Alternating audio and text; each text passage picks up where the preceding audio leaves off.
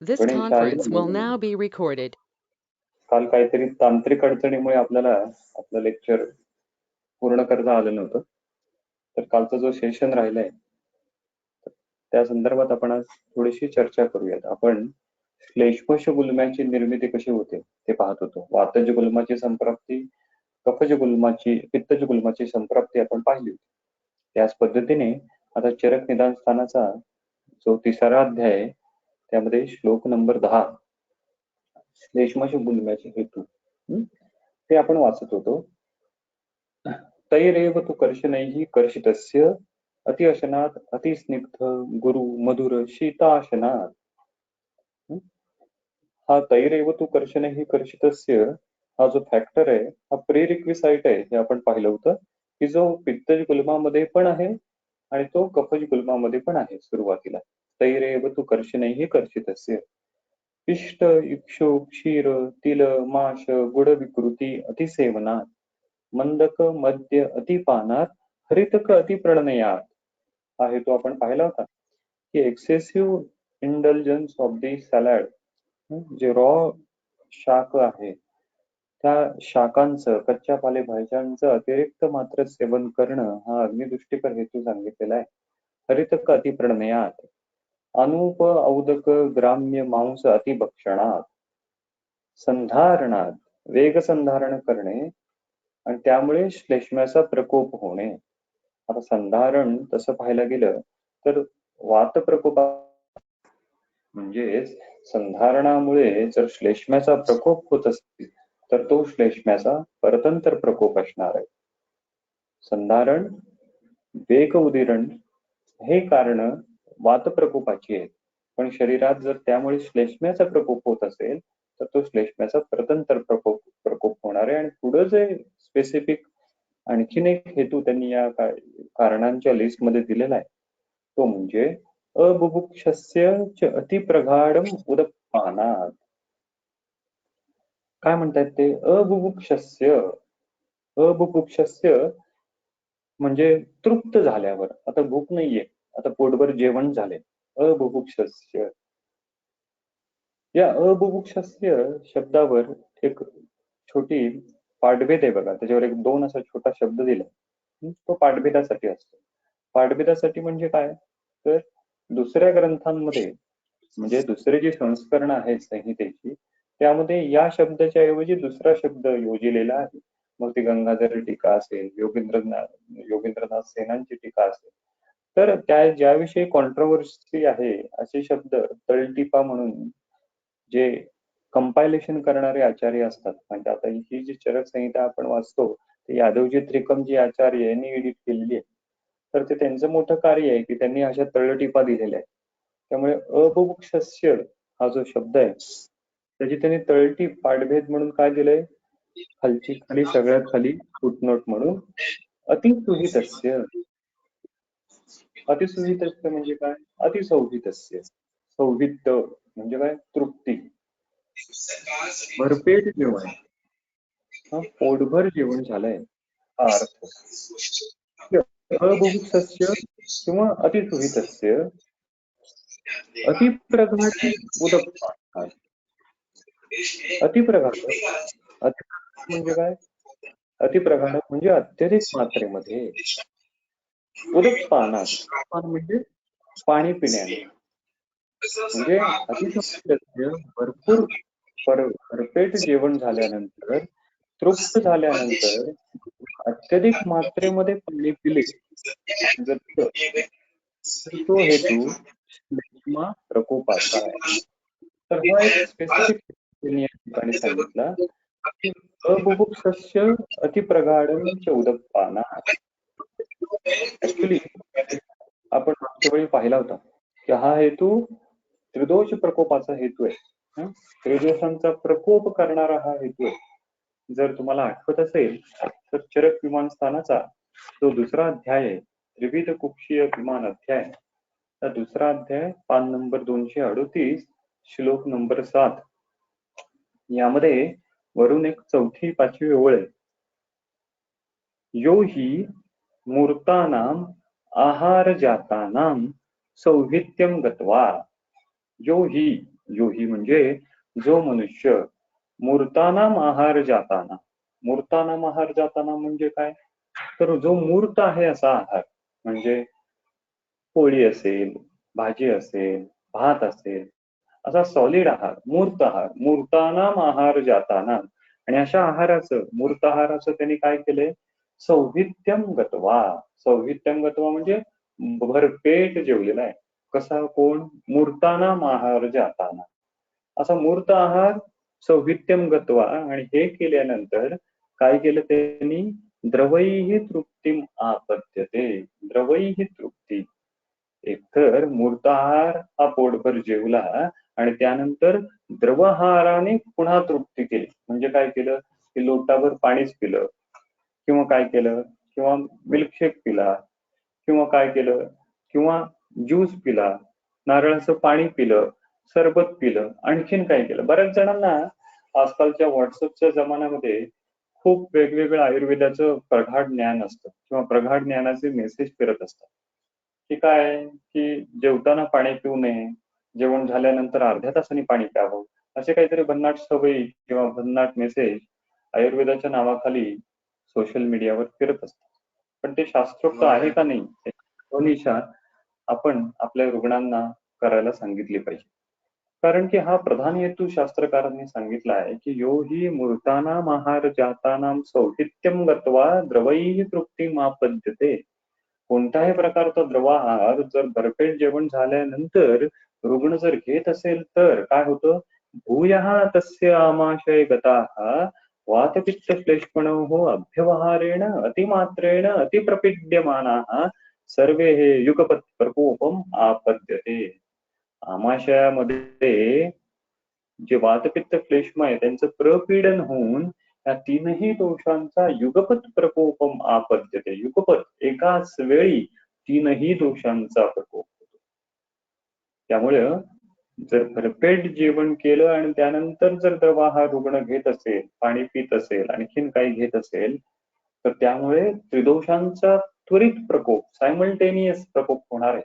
हा हेतू प्रॅक्टिकली दिसतो का? दिसतो. मग तो कुष्ठाचा रुग्ण असेल, मग तो गुलमाचा रुग्ण असेल, मग तो आणखीन केशपतनाचा रुग्ण असेल, किंवा पीसीओडीचा रुग्ण असेल. बऱ्याचशा रुग्णांमध्ये हा हेतू आम्हाला प्राधान्याने दिसतो. तर हा हेतू हुडकला पाहिजे, तो बंद केला पाहिजे. हा जो त्रिदोषांचा प्रकोप आहे किंवा हा जो दोषांचा प्रकोप आहे, हा परतंत्र स्वरूपाचा प्रकोप आहे. कारण हेतूंचे गुणधर्म आणि शरीरामध्ये दिसत असणाऱ्या दोष प्रकोपांचे गुणधर्म हे समान नाहीये. त्यामुळे हा जरी त्रिदोष प्रकोप असला तरी ह्याला आम्ही सन्निपात म्हणत नाही. हा नुसता त्रिदोषांचा प्रकोप झाला. सेम हेतू श्लेष्मज गुल्म्यामध्ये दिलाय. फक्त त्याची शब्दरचना त्यांनी काय केली? अबुभुक्षस्य अतिप्रगाढम उदपानात्. भरपेट जेवल्यानंतर जर जास्त मात्रेमध्ये पाणी घेतलं तर श्लेष्म्याचा प्रकोप होतो. आता हा श्लेष्म्याचा प्रकोप इथे पण कशा पद्धतीने? परतंत्र स्वरूपाचा श्लेष्म्याचा प्रकोप.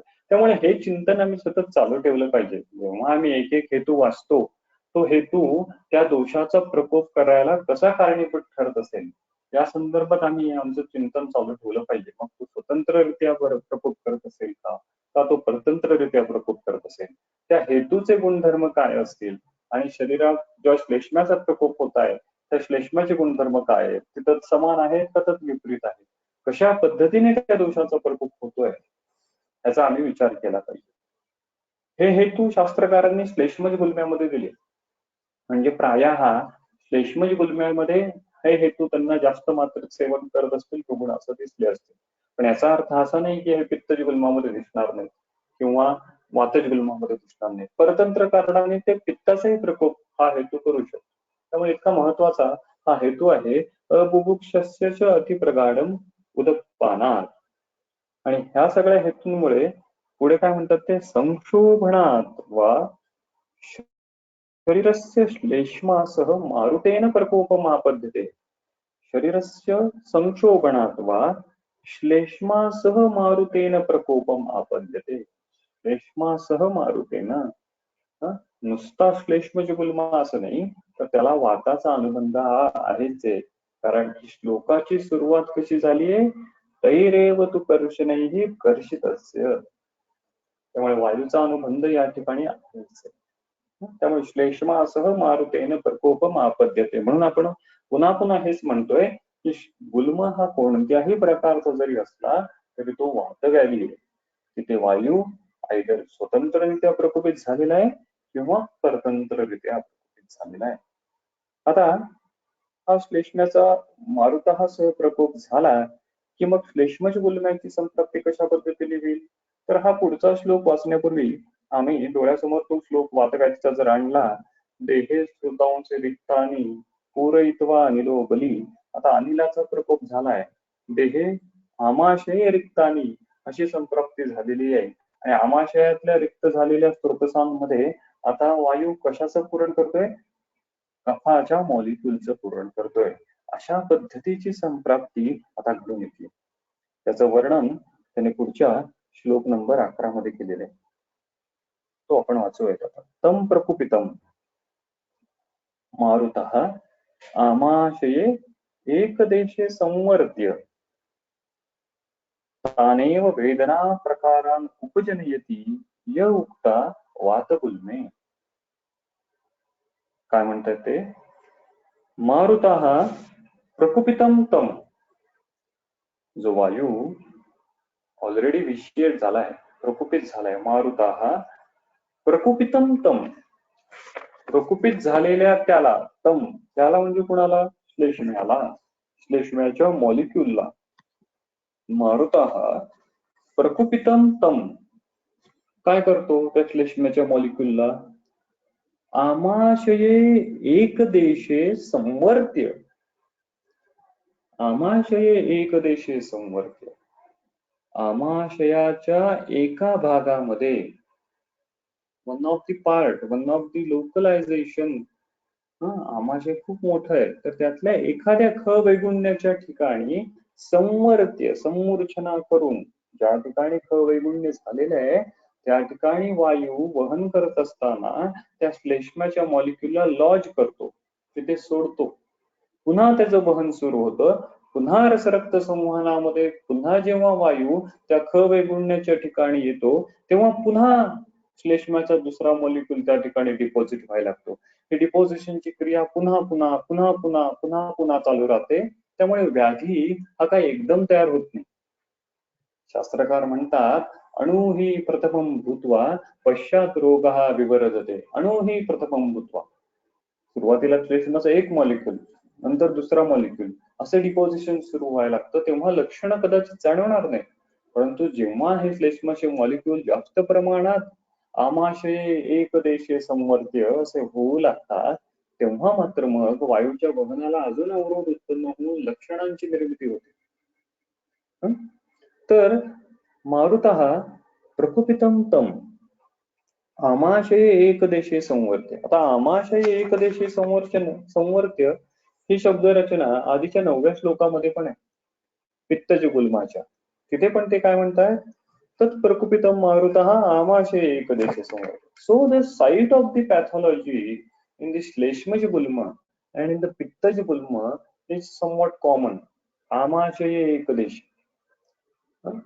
Peculiarly, they are telling us that the pathophysiology of the Shleshmaj Gulma and the Pittaj Gulma is predominantly occur in the Amashaya.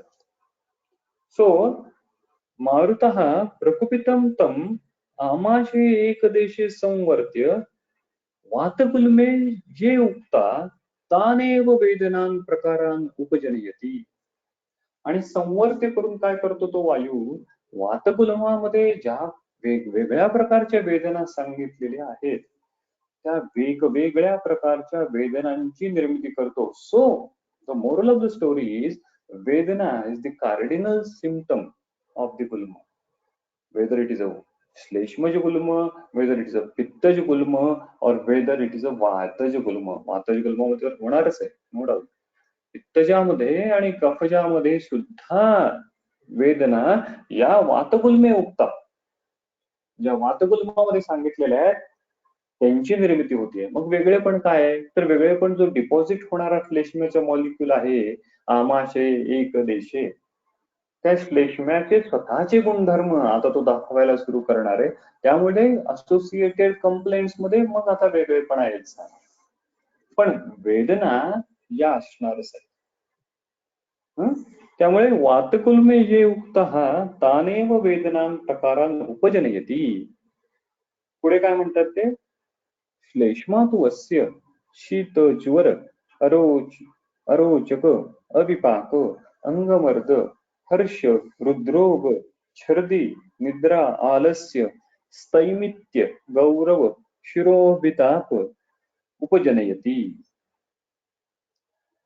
काय म्हणतायत, अस्य श्लेष्मातु, अस्य षष्टी, श्लेष्मातु, ह्याला आता श्लेष्मा काय करतो, अस्य श्लेष्मातु, because of the deposition of the श्लेष्मा molecule at the आमाशय एक देशे, या ठिकाणी ख वैगुण्य आहे त्या ठिकाणी डिपोजिशन झाल्यामुळे श्लेष्म्यामुळे निर्मित होणारे सार्वदेहिक लक्षण आणि सार्वदेहिक व्याधी आता निर्माण होऊ लागतात. मग त्या शीत ज्वर अरोचक अविपाक, नॅचरली जे समानवायूचं क्षेत्र आहे तिथे आता श्लेष्मा डिपॉझिट झालेला आहे. त्यामुळे श्लेष्मारुच समानासारखी कंडिशन त्यामध्ये निर्माण झालेली आहे. श्लेष्मारुच समान हे मूर्तावरणाचं स्वरूप आहे. आपण मूर्तावरण पाहिलं होतं. मूर्तावरण म्हणजे काय, चरक चिकित्सा स्थानाचा 28वा अध्याय श्लोक नंबर 232, यद्यस्य वायोः निर्दिष्टम स्थानम तत्र इतरो स्थितो दोषो आगता. जे जे म्हणून वायूचं स्थान आहे त्या ठिकाणी इतरत्र असणारे दोष जर यायला लागले, समान वायूचं स्थान आहे त्या ठिकाणी जर श्लेष्मा मॉलिक्यूल डिपॉझिट व्हायला लागला तर त्यातनं श्लेष्मारुच समानासारखी कंडिशन निर्माण होईल. मग अरोचक अविपाक यासारखी लक्षणं, आणि मग सार्वदेहिक श्लेष्म प्रकोप हेतूंमुळे सुद्धा होणार आहे. म्हणून अंगमर्द हर्ष हृद्रोग छर्दी निद्रा आलस्य स्थैमित्य गौरव शिरोभिताप उपजनयती, या प्रत्येक लक्षण जे आहे ते तुम्ही मूर्तावरणाच्या परिभाषेमध्ये ते डिफाईन करू शकता. आता परत मूर्तावरण अमूर्तावरण या संदर्भात आपण आता चर्चा करायला नको, कारण की तो पार्ट आपण आधी चर्चा केली आहे त्या संदर्भात. तर अशा वेगवेगळ्या प्रकारची लक्षणांची निर्मिती होते. म्हणजे गुल्माचा पेशंट जेव्हा आमच्याकडे येतो तेव्हा प्राधान्यतः आम्हाला त्याचे चीफ कंप्लेंट्स काय आहेत आणि त्याचे असोसिएटेड कंप्लेंट्स काय आहेत ह्याचं वर्गीकरण थोडंसं करायचंय. ते पित्त गुल्मामध्ये असोसिएटेड कंप्लेंट वेगळ्या असतील, श्लेष्माची गुल्म्यामध्ये असोसिएटेड कंप्लेंट त्या दोष प्राधान्याने वेगवेगळ्या असतील. तर अशा पद्धतीने असोसिएटेड कंप्लेंट श्लेष्माची गुल्म्यामध्ये उपजनयती निर्माण होतात. आणखीन काय होतं, तथा कास श्वास प्रतिशायान राजे क्षमाणम च अतिप्रवृद्ध, ही एक अवस्था झाली. आणि या अवस्थेनंतर जर रुग्णाने हेतुसेवन चालूच ठेवलं किंवा पॅथोफिजिओलॉजी आणखीन वाढायला लागली किंवा आणखीन वाढायला लागली तर काय होतं, कास श्वास प्रतिशायन राजे क्षमाणम च अतिप्रवृत्ता, अशा प्रकारची लक्षणं निर्माण होतात. कास श्वास प्रतिशाय, ओरिजिनल कंडिशन जी आहे ती गुल्माची आहे, श्लेष्मज गुल्माची आहे, पण त्यातून कास श्वास प्रतिशाय किंवा ते वर म्हणतात बघा, अतिचे गुल्मस्य स्थैर्य गौरव काठिण्यात अवगाढ सुप्तता. गुल्मामध्ये श्लेष्मज गुल्म्याचा असल्यामुळे स्थैर्य गौरव काठिण्य अवगाढ सुप्तता असं लक्षण निर्माण होतं. स्थिरता येते. कशामुळे, त्या गुल्मामध्ये कफाचा मॉलिक्यूल डिपॉझिट झाल्यामुळे. कफाचा मॉलिक्यूलला पार्थिवत्व आणि अप्यत्व असल्यामुळे तो स्थिरता प्रदान करतो. त्यामुळे तो जो गुल्म आहे ती दोषदृश्य समूर्छना जी आहे ती स्थिर होते, गौरव काठिण्य त्याला प्राप्त होतं. आणि पुढे ते म्हणतात की श्वैत्यम त्वक नख नयन वदन मूत्र पुरेशेषु उपजनयती. आणि त्वक नख नयन वदन मूत्र पुरुष यांना श्वेतता प्राप्त होते, त्वचा श्वेतवर्णाची होऊ लागते. का, कारण की सार्वदेहिक श्लेष्म्याचा प्रकोप आहे, त्याचं रिफ्लेक्शन त्वचेवर दिसतं, नखांवर दिसतं, मूत्रावर दिसतं, पुरुषावर दिसतं. म्हणजे आता या हेतूंमुळे सार्वदेहिक सर्व स्रोतसांमध्ये श्लेष्मा वाढलाय याचं ते निदर्शक आहे. त्वचा श्वेतवर्णाचे होते. तसंच त्यांनी पित्तजुगुल्मामध्ये 9व्या श्लोकामध्ये काय सांगितलं की त्यामध्ये त्वचा जी आहे हरित हरिद्र त्वक नखनयन अशा वर्णाची होती. आपल्याला कधी कधी प्रश्न असा पडू शकतो की ठीक आहे, तुम्ही म्हणताय की सार्वदेहिक दोषाचा प्रकोप होतो आणि या सार्वदेहिक दोषाचा प्रकोप झाल्यामुळे त्वचा जी आहे ती आयदर पित्तजुगुल्म असेल तर पीतवर्णी हरितवर्णी किंवा श्लेष्मजुगुल्म जर असेल तर श्वेतवर्णी होते. ठीक आहे, सार्वदेहिक दोष प्रकोपाचं हे लक्षण आहे. पण दोष काय त्वचेखाली फिरत नाहीयेत. दोष हे रक्ताच्या माध्यमातूनच फिरतायत. रक्त गिव्ह द मीडियम फॉर रक्त act as a vehicle through which the दोषास moves throughout the body. शेवटी दोषांना फिरण्याचं माध्यम काय आहे? रक्तच आहे. रक्ताशिवाय दोष फिरू शकणार नाही. आणि रक्त कशात न फिरतायत? रक्त सिरेत न फिरतायत. म्हणजे त्वचेच्या खाली शिरा आहेत, शिरेतनं रक्त वाहतंय आणि त्या रक्तात मधून त्या रसरक्त संवहनातूनच दोषाचे मॉलिक्यूल फिरतायत. असं असताना त्वचेवर रिफ्लेक्शन कसं काय दिसतं?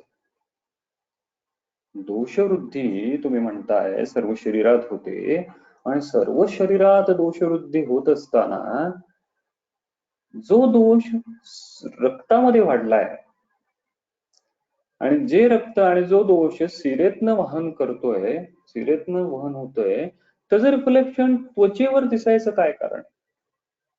त्वचा आता श्वेतवर्णाची व्हायला लागते, त्वचा आता हरित पीत वर्णाची होईल. असं सेम कंडिशन कामलेमध्ये दिसते. कामलामध्ये त्वचा दिसायला लागते आम्हाला पीतवर्णी. का बरं? दोष वाढलाय पित्त दोष, पण तो पित्त दोष त्वचेमधनं वहन नाही करत आहे ना. तो पित्त दोष त्वचेच्या खाली फक्त पित्त साठलंय असं होत नाही ना. तो पित्त दोष शिरेत न वहन करतोय रक्ताच्या माध्यमातून आणि शिराया बंदिस्त आहेत. असं असताना त्या दोषाचं रिफ्लेक्शन, त्या दोषवृद्धीचं रिफ्लेक्शन त्वचेवर कशा पद्धतीने दिसतं? हे थोडं फिजिओलॉजीचा पार्ट आहे. हे जर आमची फिजिओलॉजीचं आम्ही जर चिंतन केलं, आम्ही त्याचं वहन केलं, आम्ही त्या संदर्भात थोडंसं अभ्यास करण्याचा प्रयत्न केला तर अशा काहीतरी प्रश्नाची उत्तरं किंवा त्या संदर्भात आम्हाला दिशा सापडू शकते. दोष हे रक्ताच्या माध्यमातून शिरेतून वहन करत असतात. सुश्रुतांनी शारीरस्थानात शिरा शारीर वर्णन केलेलं आहे, ते तुम्ही नंतर वाचा वेळ जसा भेटेल तुम्हाला. आणि या शिरा या कशा आहेत? या शिरा उपस्नेह न्यायाने पोषण करतायत. उपस्नेह न्याय हा खूप महत्वाचा आहे या ठिकाणी. उपस्नेह न्याय म्हणजे काय? त्यांनी कल्पना अशी केली आहे, सुश्रुतांनी असं वर्णन केलंय त्या ठिकाणी की ज्याप्रमाणे बागेत लावलेल्या झाडांना जेव्हा आम्ही पाटातून पाणी देतो तेव्हा ते त्या झाडापर्यंत पोचतं, पण 100% जे सोडलेलं पाणी आहे ते त्या प्रत्येक झाडापर्यंत पोचतं का? नाही पोचत. उरलेलं मधलं जे पाणी आहे ते ऍडजसंट मातीमध्ये, ऍडजसंट एरियामध्ये शोषलं जातं. त्यामुळे झाडं तर वाढतात, पण झाडाच्या आजूबाजूला गवत सुद्धा वाढलेलं दिसतं. आम्ही गवताला पाणी देतो का? नाही देत आम्ही गवताला पाणी. आम्ही गवत लावतो का? आम्ही गवत सुद्धा लावत नाही. तरी सुद्धा गवत वाढलेलं आम्हाला दिसतं. का दिसतं? कारण की आम्ही जे पाणी सोडतो केदारी खुल्या न्यायाने पाटाद्वारे, ते पाटातलं पाणी झाडापर्यंत जातं, पण ते उपस्नेह न्यायाने ऍडजसंट धातूमध्ये पण, ऍडजसंट एरियामध्ये पण ऍब्सॉर्ब केलं जातं. Same principle is applicable to the सिरा. सिरेतून एखाद्या भावपदार्थाचं वहन होत असतं तेव्हा तो भाव पदार्थ त्याचं जे डेस्टिनेशन आहे फायनल, त्या फायनल डेस्टिनेशन पर्यंत तो पोचतोच, नो डाऊट. पण जो ऍडजेसंट त्या ड्युरिंग द जर्नी जी आहे त्या भाव पदार्थाची सिरेच्या माध्यमातून होणारी, त्या जर्नीमध्ये उपस्नेह न्यायाने ऍडजेसंट धातूमध्ये पण तो भाव पदार्थ हा ऍब्सॉर्ब होत असतो. हा खूप महत्वाचा सिद्धांत आहे. हे खूप महत्वाचं क्रिया शरीर आहे. त्यामुळे आमच्या ज्या शिरा आहेत त्या अशा क्लोज्ड पाईप नाहीयेत, त्या रबराच्या पाईप नाहीयेत, त्या लोखंडी पाईप नाहीयेत. त्या उपस्नेह न्यायाने शरीराचे पोषण करतात. त्यामुळे शरीरातल्या ज्या वेगवेगळ्या कला आहेत, शरीरातले जे वेगवेगळे भावपदार्थ आहेत, त्यांचं पोषण या शिरा करतात. आणि या सिरांच्या माध्यमातनं रक्ताचं वहन होतंय आणि या रक्ताला हे जे रसरक्त संवहन आहे जे सिरेतून होतंय त्याच्या थ्रू दोषांचे मॉलिक्यूल वहन करतायत. त्यामुळे जेव्हा दोषवृद्धी होतीये शरीरामध्ये तेव्हा होणारी दोषवृद्धी या सिरेतनं जेव्हा वहन होतं तेव्हा त्या दोषांच्या वृद्धीचं जे सिरेतनं वहन होतंय त्यांचं सुद्धा उपस्नेहन न्यायाने ऍडजसंट एरियामध्ये तो वाढलेला दोष हा पाझरतो, ऍब्सॉर्ब होतो आणि त्यामुळे त्याचं रिफ्लेक्शन ऍडजसंट त्वचा, स्नायू, मांसावर पडलेलं दिसतं. सिरा कौटिल्य नावाचा व्याधी आहे त्यामध्ये पाय काळा पडतो. व्याधी सिरियस आहे पण कृष्णवर्ण त्वचेला प्राप्त झाला. असं का होतं बरं? असं एवढ्यासाठीच होतं की सिरेतनं जो भाव पदार्थ वहन होतोय तो उपस्नेहन न्यायाने शोषला जातो. हे प्राकृत अवस्थेत पण होतं, हे विकृत अवस्थेत पण होतं. त्यामुळे शिरा कौटिल्यासारख्या कंडिशन मध्ये आम्हाला आजूबाजूची जी त्वचा आहे ती काळी पडलेली दिसते. दोष सिरेतनं वहन करतायत पण त्याचं रिफ्लेक्शन त्वचेवर आहे. अशा पद्धतीची पॅथॉलॉजी. किंवा उभयपाद शोथ ही कंडिशन आली, इडिमा सारखी कंडिशन आली. दोष श्लेष्म्यासारखे प्रवाही दोष हे सिरेतनं वहन करतायत आणि तरी सुद्धा पायावर शोथ येतो. मग पायाच्या खाली पाणी असतं का? नसतं. ते उझिंग झालेलं आहे. ते उपस्नेहन न्यायाने सिरेतनं जो अतिरिक्त द्रव भाग आहे, अतिरिक्त जो क्लेद भाग आहे, अतिरिक्त जो दोष आहे तो आता पाझरलाय आणि तो त्वचेच्या ठिकाणी त्वचेच्या खाली जाऊन बसलाय आणि त्यामुळे शोथाची निर्मिती आली. हे क्रिया, हे क्रिया शारीर, हे फिजिओलॉजी आम्हाला कळली पाहिजे. आमची आयुर्वेदीय फिजिओलॉजी जेवढी फाईन असेल, जेवढी सूक्ष्म असेल, जेवढी आम्ही त्याच्यावर चिंतन करू तेवढी आम्हाला लक्षणांची संगती कळेल, तेवढी आम्हाला विकृती कळेल, तेवढ्या विकृतीची रॅशनॅलिटी आम्हाला कळेल. ही लक्षणं का बरं निर्माण होतात. त्यामुळे ते जेव्हा म्हणतात, हे थोडं विषयांतर झालं पण ते लक्षण निर्मिती होण्यासाठीची जी कारण मीमांसा आहे ती आम्हाला चांगल्या पद्धतीने कळण्यासाठी आमचं क्रियाशरीर चांगलं असलं पाहिजे. म्हणून ते म्हणतात की श्वैत्यम त्वक, श्लेष्मा वाढलाय आणि हा वाढलेला श्लेष्मेचा मॉलिक्यूल सिरेतनं वहन करतोय तेव्हा उपस्नेहन न्यायाने तो पाझरला जातो त्वचेच्या ठिकाणी, मांसाच्या ठिकाणी, स्नायूच्या ठिकाणी आणि म्हणून त्वचेला श्वेतवर्ण, नखाला श्वेतवर्ण प्राप्त होतो. तर हे लॉजिक आम्हाला माहित पाहिजे. श्वैत्यम त्वक नयन वदन मूत्र पुरुषेषु उपजनयती निदान उक्तानी चस्य न उपशेरते. नॅचरली आहे, जे निदानांचं सेवन केलं तर उपशय मिळत नाही. विपरीतानी च उपशेरते इति श्लेष्म गुल्मः. तर अशा पद्धतीने वातज पित्तज आणि श्लेष्मज गुल्म्यामध्ये कोणते हेतू आहेत आणि त्यांची संप्राप्ती आणि लक्षणांची निर्मिती कशा पद्धतीने होते हे त्यांनी निदान स्थानामध्ये आता वर्णन केलं. सेम वर्णन त्यांनी थोडक्यात जो चिकित्सा स्थान आहे 5वा अध्याय, त्या चिकित्सा स्थानाच्या 5व्या अध्यायात मन वातज पित्त श्लेष्मज गुल्म्याचे हेतू आणि त्यांची लक्षणांचं वर्णन केले. ते पण आपण आता थोडक्यात पॅरलरली वाचून घेऊ. नंबर 436 चरक चिकित्सा स्थानाचा 5वा अध्याय, श्लोक नंबर 8.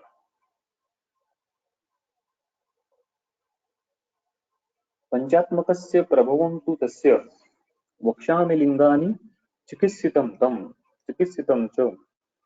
आता वातज गुल्माचे हेतू त्यांनी सांगितले. वृक्षान्नपानं विषमतिमात्रं विशेषितं वेग विनिग्रहस्य शोकाभिघातो अतिमलक्षयस्य. बघा, अतिमलक्षयस्य हा वेगळा हेतू इथे सांगितला. ऍक्च्युली अतिमलक्षयस्य हा हेतू जो निदान स्थान आहे त्या निदान स्थानाच्या 3ऱ्या अध्यायामध्ये कशा पद्धतीने वर्णन आलाय, जो 6वा श्लोक आहे त्यामध्ये ज्वर वमन विरेचन अतिसाराणाम अन्यतमेन कर्षणेन अशा पद्धतीने त्याचं वर्णन आलंय. त्यांनी एकच शब्द वापरला, अतिमलक्षयस्य निरन्नता च अनिल गुल्म हेतु. त्या कारणाने वायूचा प्रकोप होतो. आणि मग लक्षणं कशा पद्धतीने निर्माण होतात.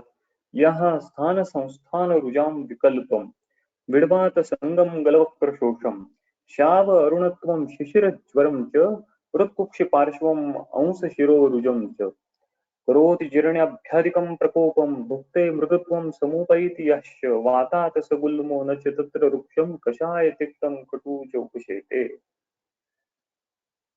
काय म्हणतात ते आता, यहा जो स्थान संस्थान रुजाम विकल्पम, स्थान लोकेशन, संस्थान म्हणजे आकृती, रुजा रुजा वेदना विकल्पम.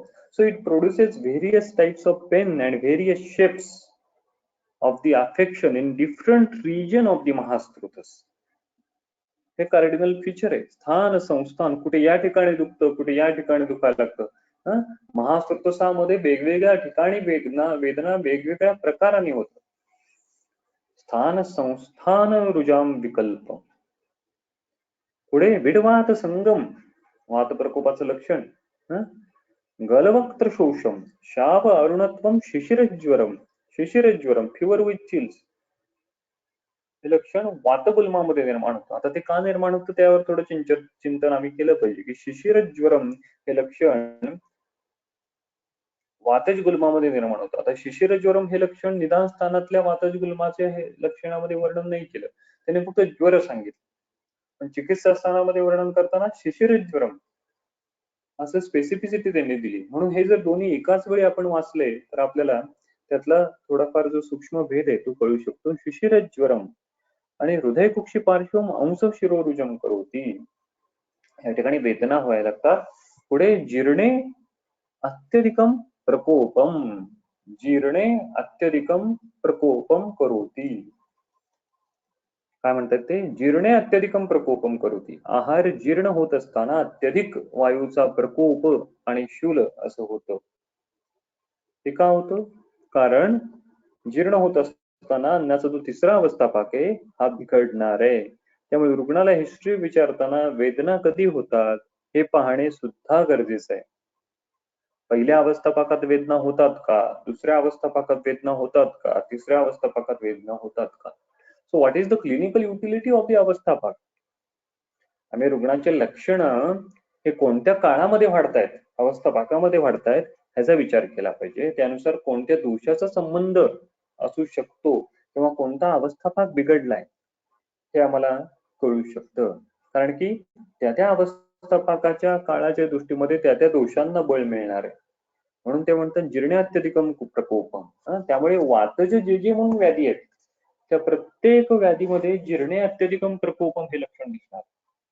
म्हणजे बघा, जे आपल्याला वातज ग्रहणीचे लक्षण माहित असतं, जीर्णे जयति आत्मानम, चरक चिकित्सा असताना जो 15वा अध्याय आहे त्यातला श्लोक नंबर 63, पान नंबर 518, वातज गृहिणी. त्यामुळे ते काय म्हणतायत, जीर्णे जयति आत्मानम भुक्ते स्वास्थ्यम उपयेति च, जीर्णे जयति आत्मानम. आहार जीर्ण होत असताना जो तिसरा अवस्थापाक आहे त्यामध्ये अध्मान निर्माण होतं. अध्मान हे लक्षण निर्माण होतं का, कारण की आता तिसरा अवस्थापाक बिघडलेला आहे. त्यामुळे जीर्णे जयति आत्मानम. या ठिकाणी काय सांगितलं लक्षण गुल्मामध्ये, जीर्णे अत्यधिकम प्रकोपम. So it may be a श्वास, वातज श्वास, it may be what we can say वातज उदर, it may be what we can say वातज कुष्ठ, मे बी इट मे बी वातज गुल्म. जो तिसरा अवस्थापाक आहे त्यामध्ये दत्त दोषांना बळ मिळत जाणार आहे आणि त्यामुळे लक्षणांची अभिव्यक्ती, लक्षणांची तीव्रता त्या अवस्थापाकामध्ये वाढणार आहे. तर हाच पॅरामीटर त्यांनी हृदरोगामध्ये पण वापरलाय. हृदरोगांची लक्षणांची संगती सांगताना तर चिकित्सा स्थानाचा जो 26वा अध्याय आहे, त्रिमर्मीय चिकित्सीय अध्याय, त्यातला जो श्लोक नंबर 101 आहे, पान नंबर 604, त्यामुळे ते असं म्हणतात, ते अधिकम जीर्यति अल्पम शूलम जीर्णे स्थितम चेत सुरदार कुष्ठम. भुक्ते अधिकम असेल, आहार जीर्ण होत असताना शूल असेल, किंवा आहार जीर्ण झाल्यानंतर शूल होत असेल तर काय करा. स तिलवकम द्वे लवणे विडंगम उष्णाम पुन्हा स अतिविषम पिपेत सहा. जीर्णे अधिके स्नेह विरेचम स्यात् फले विरेच्यो यदि जीर्यति स्यात्. त्रिषु एषु कालेषु अधिके तु शूले तीक्ष्णम हितम मूलम विरेच्यम स्यात्. त्यामुळे हृदरोगाचा जरी रुग्ण तुमच्याकडे आला तरी हृदरोगाच्या रुग्णामध्ये ज्या वेदना होत आहेत, शूल जे होत आहे त्याची अभिव्यक्ती ही कधी वाढतीये? भुकते अधिकम जीर्ण होत असताना वाढतीये का जीर्ण झाल्यानंतर वाढतीये? हे पण आम्ही थोडंसं असेस केलं पाहिजे. त्यामुळे जे वातज गुल्मामध्ये ते म्हणतात की जीर्णे अत्यधिकम शूलम अत्यधिकम प्रकोपम, तर हे महत्वाचं लक्षण वाताच्या अनुषंगाने त्यांनी या ठिकाणी वर्णन केलेलं आहे. पुढे ते असं म्हणतात की भुक्ते मृदुत्वम, चिकित्सा स्थानाचा 5वा अध्याय, भुक्ते मृदुत्वम, जेवल्यानंतर मृदुता वेदना कमी होते, जीर्ण होत असताना मात्र वेदना वाढते. आणि भुक्ते मृदुत्वम समोपैती समोपैती यस्य वातात सगुल्मो न च तत्र वृक्षम कषाय तिक्तम कटू च उपशयते. अशा पद्धतीने वातज गुल्माच्या लक्षणांचं वर्णन त्यांनी केलंय. आता पुढे पित्तज गुल्मांच्या हेतू आणि त्यांचे लक्षण 12व्या श्लोकामध्ये वर्णन केलेली आहे. कटु अम्ल तीक्ष्ण उष्ण विदा ही वृक्ष क्रोधाति मध्यार्क हुताश सेवा अमामिकातो रुद्रम च दुष्पम पत्यस्य गुल्मस्य निमित्त उक्तम ज्वर पिपासा वदनांग रागः शूलम महद जिर्यति भोजने जिर्यति च महद शूलम. भोजन जीर्ण होत असताना अत्यधिक शूल उत्पन्न होतो. का होतो? कारण हा दुसरा अवस्था भाग जो आहे तो बिघडलेला आहे, अमलावस्था भाग. स्वेदो विदाह वर्णवच्च गुल्मः, वर्णवतच गुल्मः, वर्णवत शब्द आहे.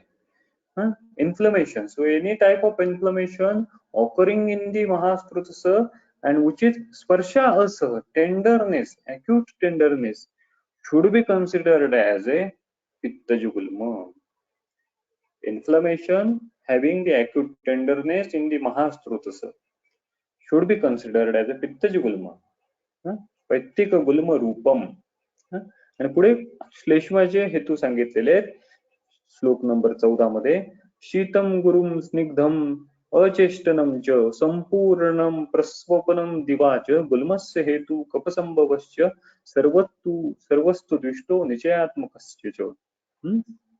आणि त्याचे लक्षणांचं वर्णन पुढे केलंय. स्तैमित्य शीत ज्वर गात्र सादर उल्लास कास अरुची गौरव आणि शैत्यमृगल्प कठीण उन्नतत्व गुल्मस्य रूपाने कपात्मकस्य. आणि हा श्लेष्मज गुल्म असल्यामुळे वेदना तर होणार आहेत, पण त्या कशा रुगल्पा आणि कठीण उन्नतत्व, श्लेष्म्याच्या संघटनामुळे त्या गुल्माला कठीण उन्नतत्व असं स्वरूप प्राप्त होणार आहे, असं वर्णन त्यांनी श्लेष्मज गुल्माच्या बाबतीत केलंय. आता पुन्हा आपण निदान स्थानामध्ये जाऊ. निदान स्थानामध्ये पुन्हा त्यांनी जो 3रा अध्याय आहे त्यातला जो 12वा श्लोक आहे तिथे आता त्यांनी निचय गुल्माचं वर्णन केलंय. त्रिदोष हेतुलिंग सन्निपाते तू सन्निपातिकम गुल्मम उपदिशन्ति कुशलाः.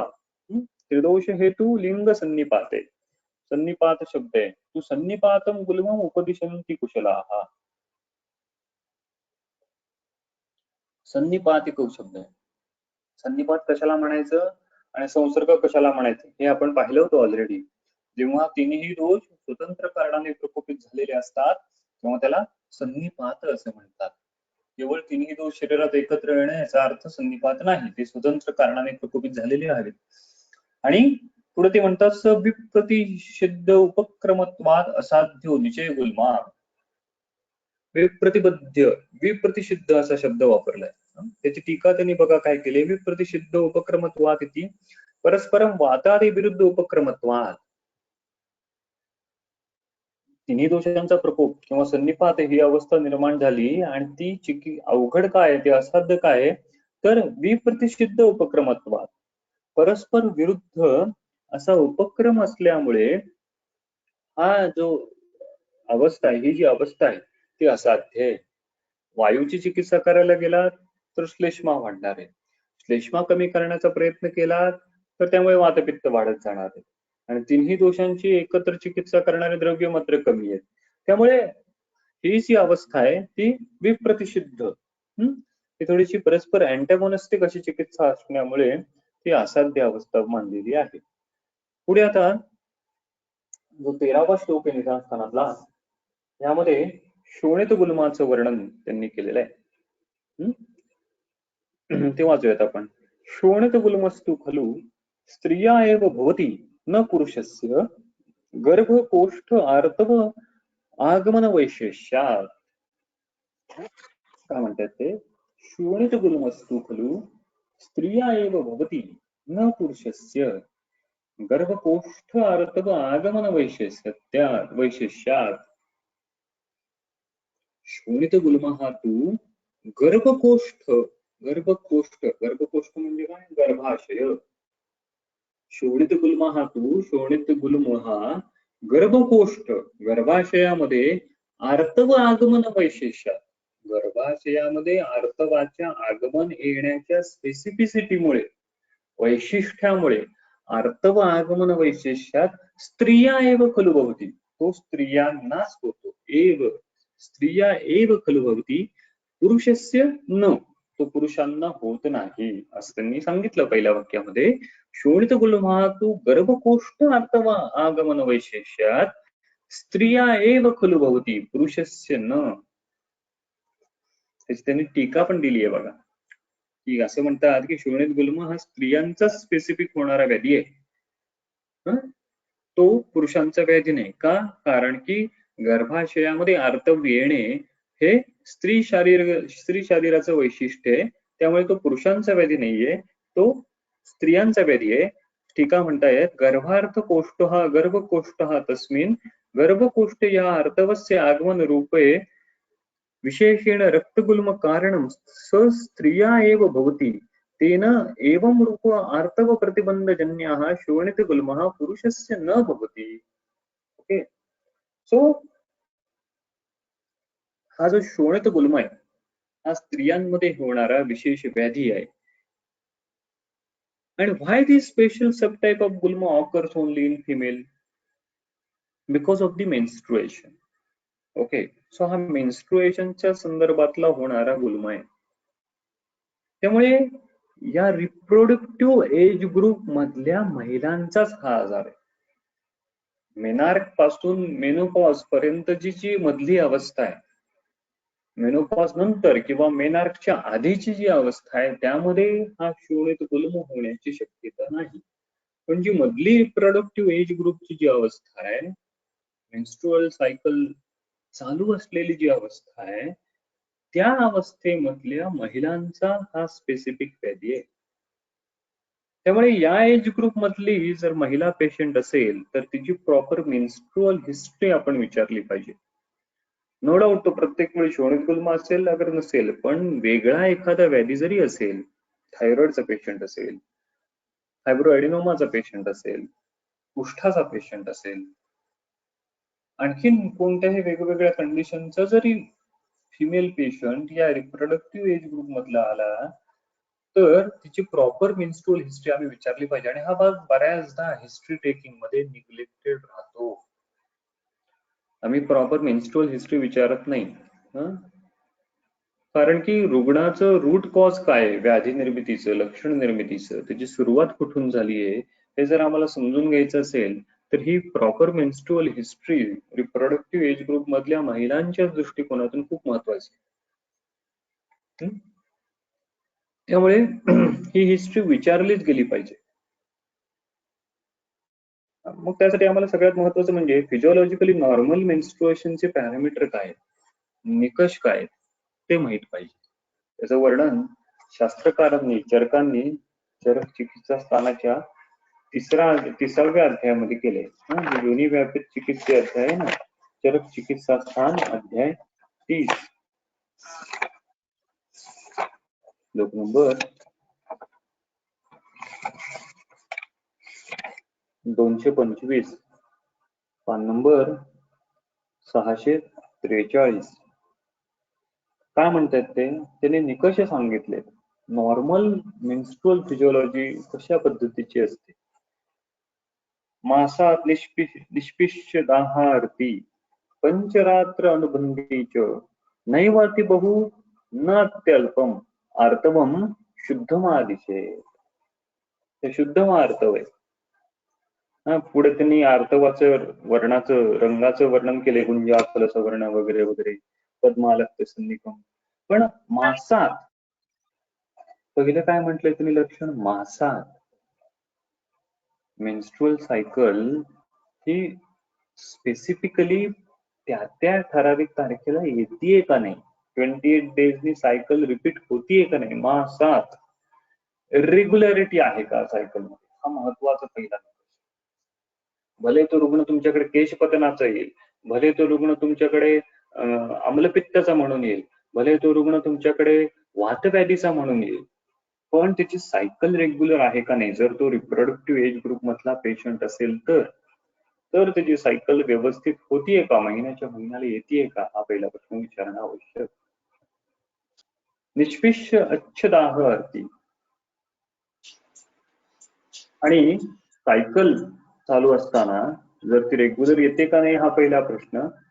असोसिएटेड काही त्रास होतोय का, दाह होतोय का, आणि दुसरं महत्वाचं अर्थी हे लक्षण जाणवतं का. बऱ्याच पेशंट मध्ये अर्थी हे लक्षण जाणवतं, डिस्मेनोरिया सारखी लक्षणं दिसतात. हे ऍबनॉर्मल लक्षण आहे, हे फिजिओलॉजी बदललेल्याचे लक्षण आहे, विकृतीचे लक्षण आहे.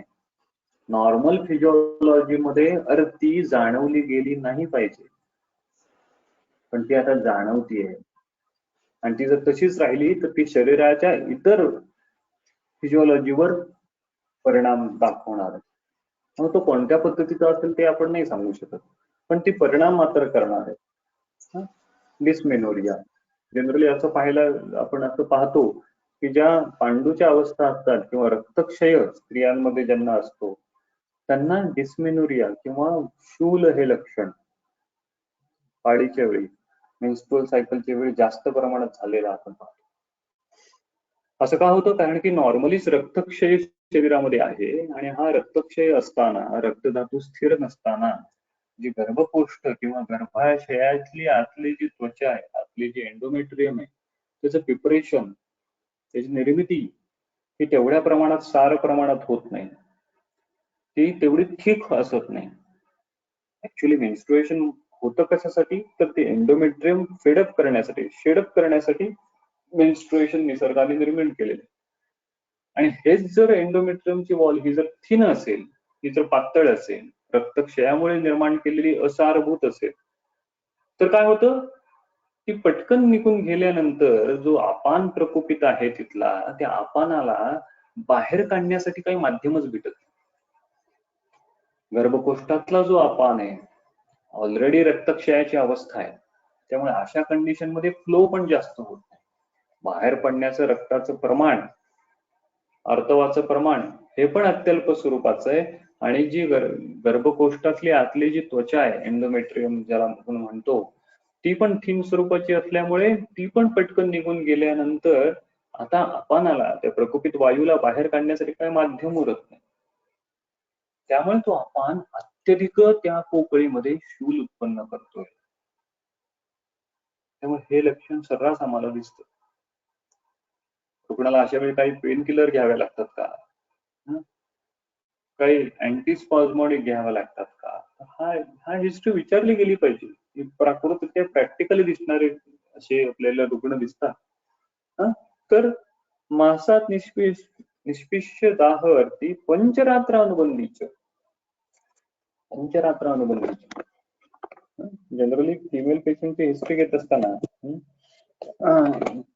तो फ्लो जो आहे तो किती दिवस होतो, किती रात्र होतो हे पण जाणणं, हे पण आपल्या केस रिपोर्ट प्रोफार्मामध्ये लिहून घेणं गरजेचं आहे.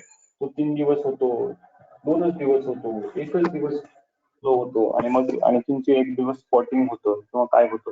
शास्त्रकार म्हणतात पंचरात्र अनुबंधी.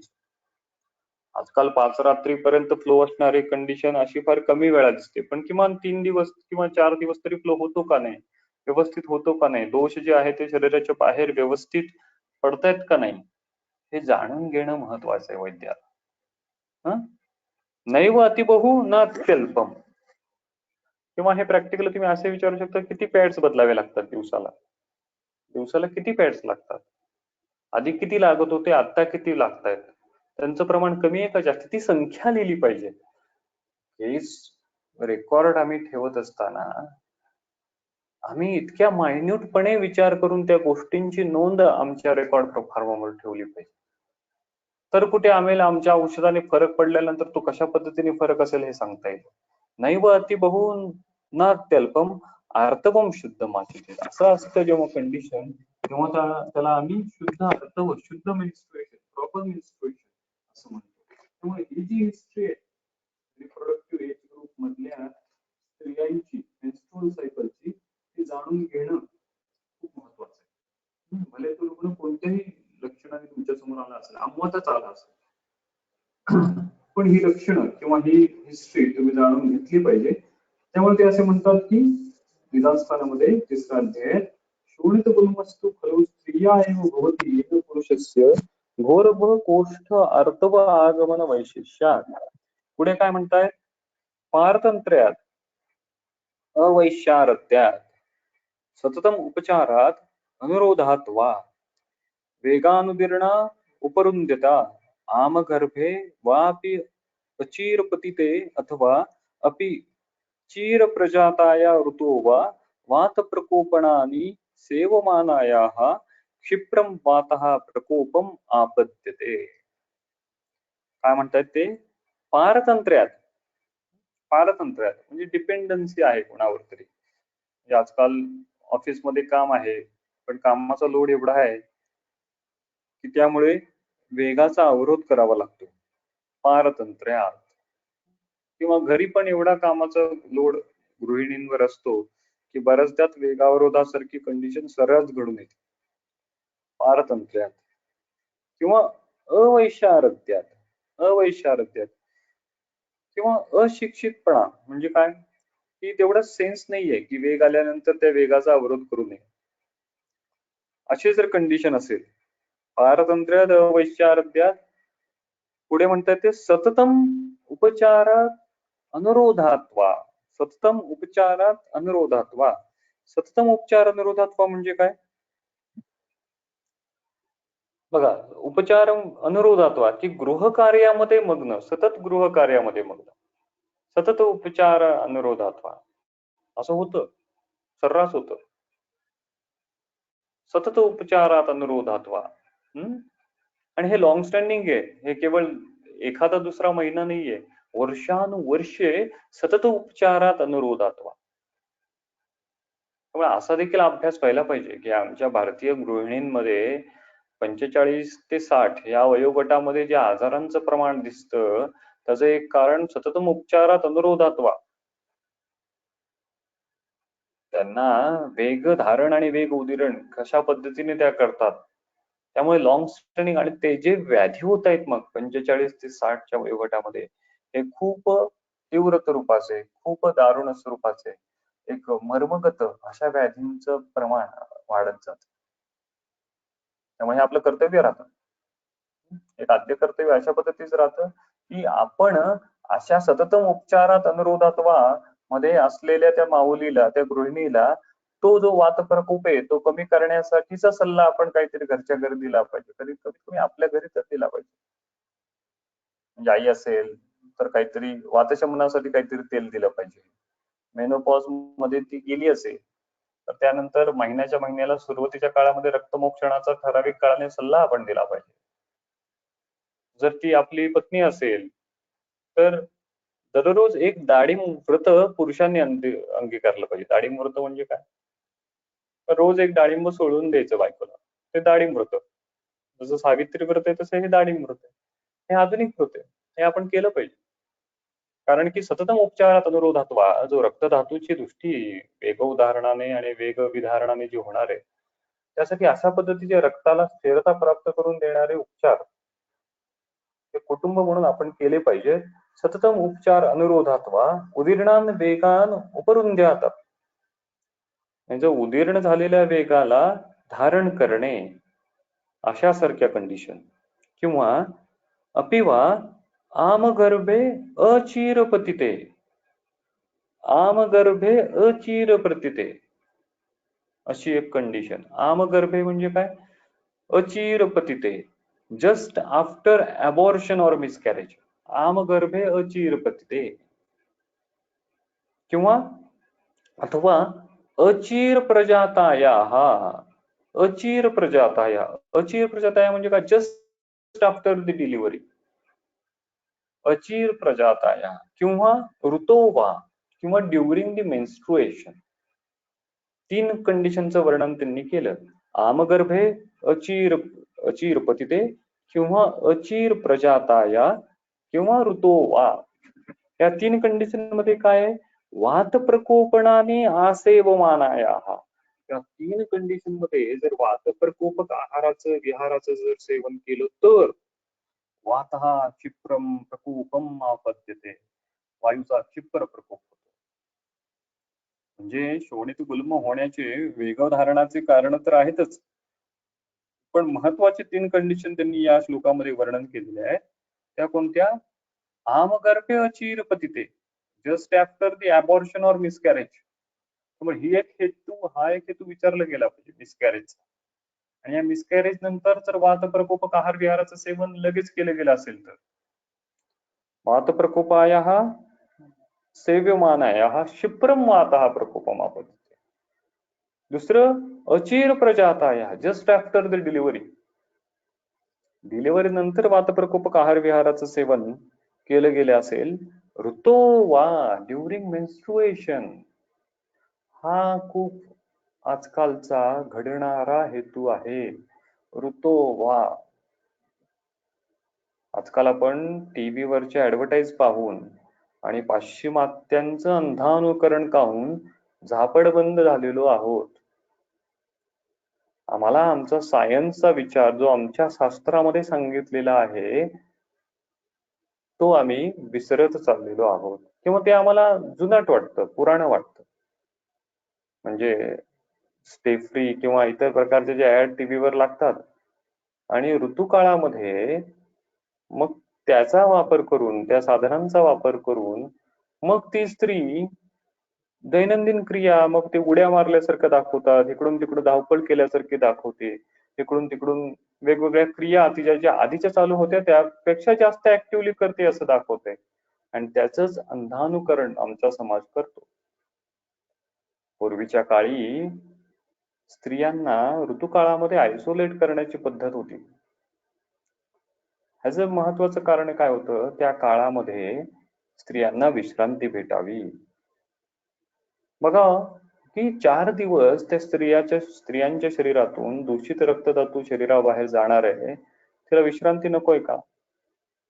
एक साधी जखम आम्हाला झाली आणि त्या जखमेतनं बळबळ रक्त व्हायला लागलं, अशा वेळी सुद्धा आम्हाला विश्रांतीची अपेक्षा असते. हा तर मासिक धर्म आहे. 4 दिवस दूषित रक्त शरीराच्या बाहेर जात आहे, तर अशा वेळी त्या स्त्रियाला किती धातुक्षय जास्त प्रमाणात होणार आहे, किती धातू शरीराच्या बाहेर जाणार आहे. अशा वेळी तो धातुक्षयाची चिकित्सा काय आहे? विश्रांती घेणं, वाताची प्रधान चिकित्सा. ती विश्रांती अपेक्षित आहे, ती विश्रांती दिली गेली पाहिजे. पण तसा विश्रांती देणं, तसं आयसोलेशन देणं हे आम्हाला परंपरावादी वाटतं, हे आम्हाला चुकीचं वाटतं, हे बुरसटलेलं वाटतं. हे आजकाल कसं शक्य नाही असं वाटतं, पण हे सायंटिफिक आहे, हे आयुर्वेदीय विचार आहे हा.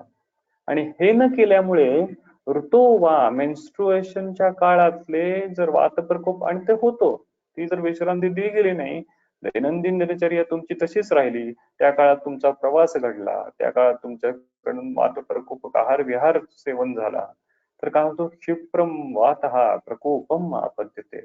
लगेच वात वाढतो, क्षिप्रम वातः. तर हा मेसेज आम्ही आमच्या समाजापर्यंत नेला पाहिजे. हा मेसेज आम्ही आमच्या रुग्णांपर्यंत नेला पाहिजे. वैद्य म्हणून आपलं कर्तव्य आहे. कारण की हा विचार जोपर्यंत आम्ही रुजवत नाही, तोपर्यंत सोसायटीमध्ये अंधानुकरण अशा पद्धतीने चालूच राहणार आहे. त्यामुळे ही अंधानुकरणाची दृष्टिकोन, ही परभूत आणि पराभूत दृष्टी आम्ही कुठेतरी टाकून दिली पाहिजे.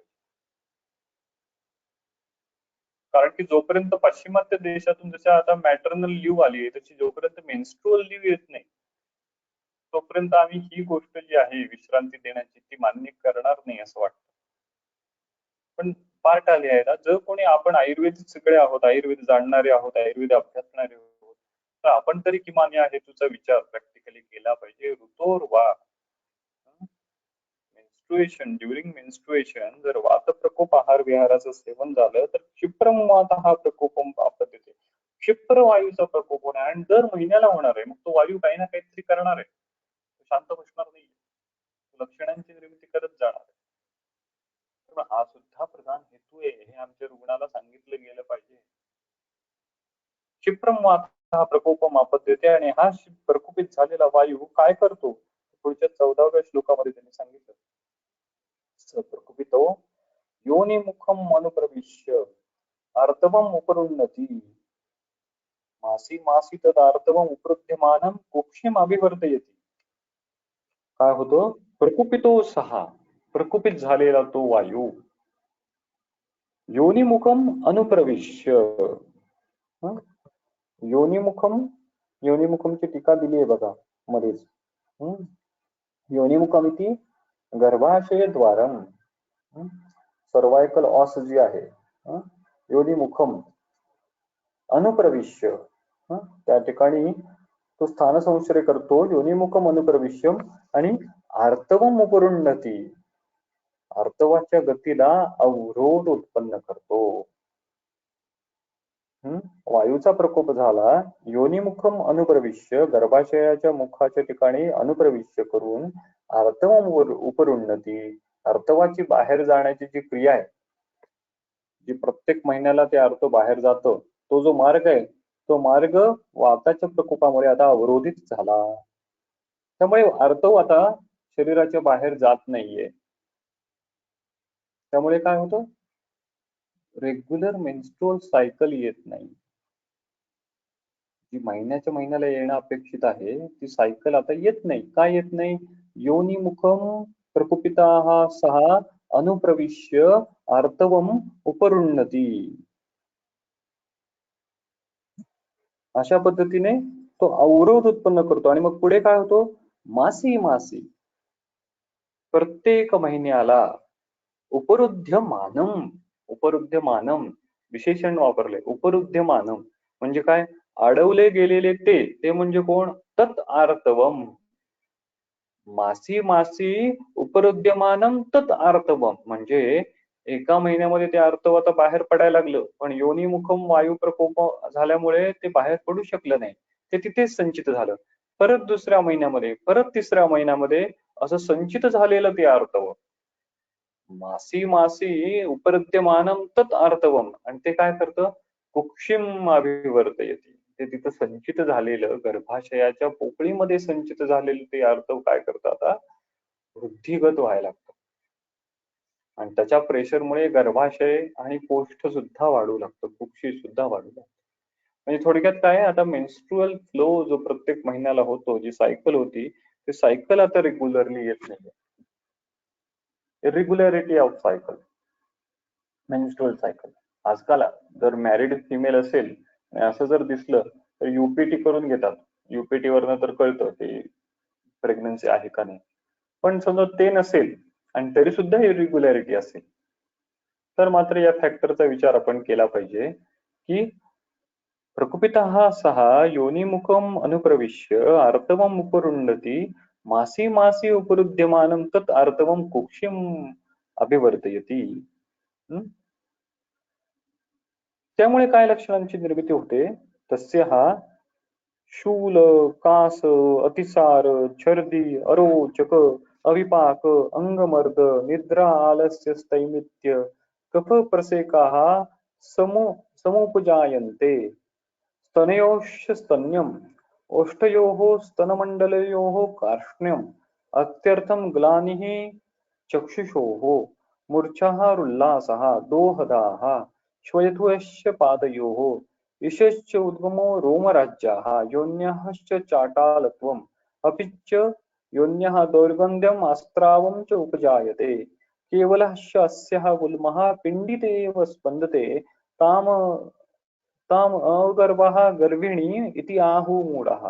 ताम अगर्भः गर्भिणी इति आहु मूढः. काय होतं?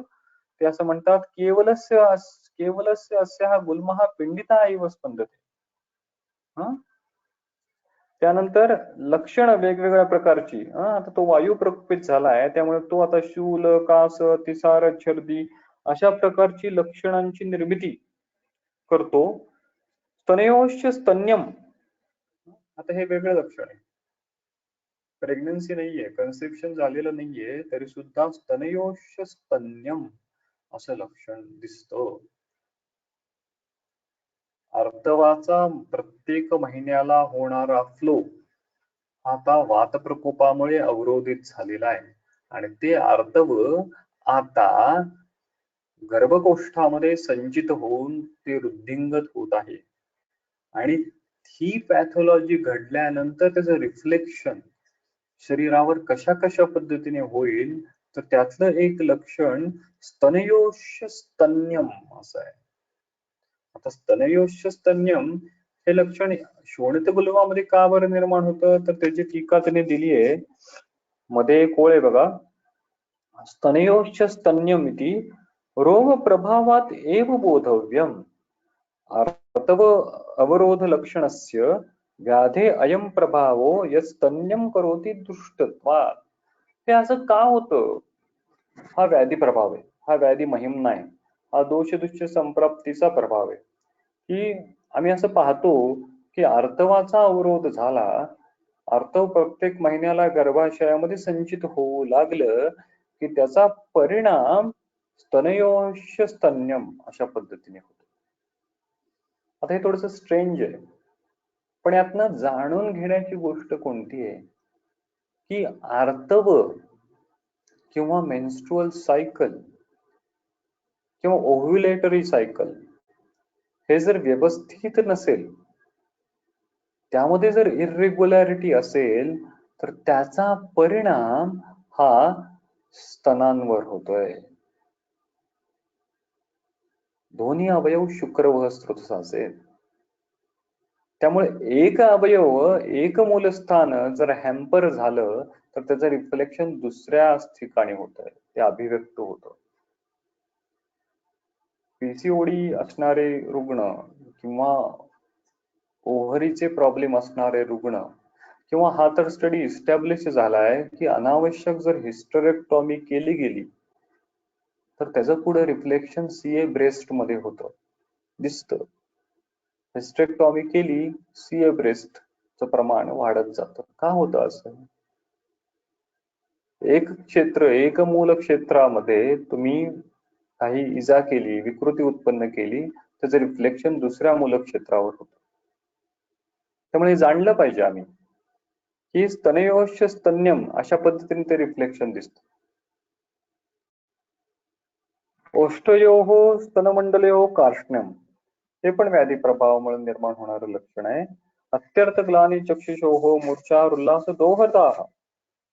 दोहदः ऍक्च्युली त्याला काय आता दौरुदासारख्या गर्भिणीसारखी अवस्था नाहीये. ती स्त्री जी आहे ती काय दोन हृदयाची झालेली नाहीये, तरी सुद्धा तिला वेगवेगळ्या प्रकारची इच्छा व्यक्त होतात. हा भाव त्या ठिकाणी आहे की ज्या नॉर्मली व्यक्त होत नव्हत्या. आता या कंडिशन मध्ये हा पण इच्छा व्यक्त होणं हा पण कशाचा परिणाम आहे? हा वाढलेल्या दोषांचा परिणाम. विकृत दोषांमुळे त्या इच्छा निर्माण झाल्यात. हे शील वैकृतम निर्माण झालं, जे आधी नव्हतं ते आता निर्माण व्हायला लागलं आणि तिला असं वाटायला लागलं की हे जेस्ट्रेशनचा तो परिणाम आहे. दौरुदा हा श्वेतुष्य पादयोः ईशस्य गर्भोः ईशस्य उद्गमो रोमराज्य हा योन्याचाटालत्वम. योन्याचाटालत्व म्हणजे काय? विस्तार. सर्वायकल ऑस जे आहे ते डायलेट झालेलं आहे. अभिच योन्य हा दोर्गंध्यम हास्यस्त्रावश्य उपजायते केवल गुल्म.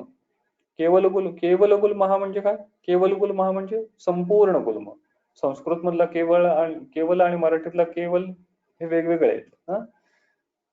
केवल गुल्म हा म्हणजे संपूर्ण गुल्म पिंडिता एव स्पंदते. पिंडिता एव स्पंदते म्हणजे संपूर्ण गुल्म जो आहे तो पिंडाकार स्पंदन त्याचं होतं आणि मूढहा ताम अगर्भाहा त्या अगर्भवती स्त्रीला गर्भिणी मिती आहो. गर्भिणी अशी आपण त्याला संज्ञा देतो.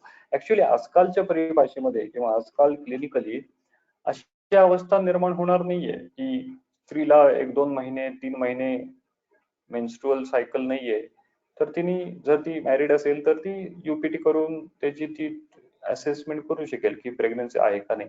पण तसं नाहीये, ते कारण नाहीये. कन्सेप्शन नाहीये किंवा अनमॅरिड अवस्था आहे किंवा युपीटी निगेटिव्ह आहे तरी सुद्धा जर मेन्स्ट्रुअल सायकल इरेग्युलॅरिटी आहे असणारी आहे, किंवा मेन्स्ट्रुअल सायकल होतच नाहीये 2-2 महिने, 3-3 महिने, 4-4 महिने, मग काहीतरी ॲलोपॅथीची हार्मोनल मेडिसिन घेऊन मग मेन्स्ट्रुअल फ्लो रेग्युलर होतो. अशी जर काही कंडिशन असेल तर ती कंडिशन आपण शोणित गुल्माच्या परिभाषेमध्ये पाहिली पाहिजे, अभ्यासली पाहिजे. तर त्यामध्ये मग शूलकास अतिसार असे असोसिएटेड वेगवेगळ्या प्रकारची कंप्लेंट्स तिला असू शकतात.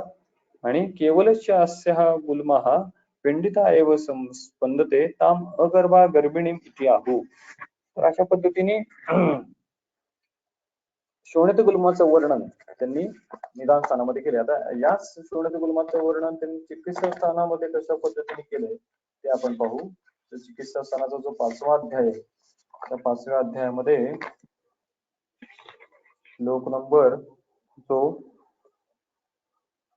18 आणि 19 आहे, त्यामध्ये स्थान नंबर 437 ऋतो अनाहारतयाः भयेन विरुक्षणैः वेग विनिग्रहैश्च सस्तंभन उल्लेखन योनि दोषैः गुल्मः स्त्रियं रक्तभवो उपैति. ऋतो, ऋतो शब्द आहे. ऋतो म्हणजे ऋतुकाळामध्ये, ड्युरिंग मेन्स्ट्रुएशन, अनाहारतया आहार न केल्याने किंवा अत्यंत कमी खाल्ल्याने. बऱ्याचदा सोशिओ इकॉनॉमिक स्टेटस जर कमी पद्धतीचा असतो, भारतामध्ये बऱ्याच स्त्रियांचा ऑलरेडी पांडूची अवस्था असते किंवा काही उत्पन्न, आर्थिक उत्पन्न कमी असल्यामुळेच पोषणाचा अभाव असतो. अशा वेळी ऋतुकाळामध्ये पोषण जर अत्यंतिक कमी प्रमाणात झालं तर ऋतो अनाहारतयाः भयेन विरुक्षणैः वेगविनिग्रहैश्च स्तंभक उल्लेखनैः योनिदोषैः स्त्रियं रक्तभवाः. रक्तभवाः म्हणजे काय? रक्तजनित गुल्मः अभ्युपेति. आणि त्याची लक्षणं काय होतात? या स्पंदते पिंडिता एव नांगैः चिराः सशूलाः समगर्भलिंगाः सरौदिराः स्त्रीभव एव गुल्मोः मासे व्यतिते दशमे चिकित्साः. काय म्हणतात ते? यः पिंडिता एव चिरात स्पंदते अंगैन. काय म्हणतात? यः पिंडिता एव चिरात स्पंदते. हा जो शोणित गुल्म जो आहे तो पिंडिता एव चिरात स्पंदते अंगैन. So this gulma moves after some time, chirat, as a whole mass, but shows no movement in any of its part.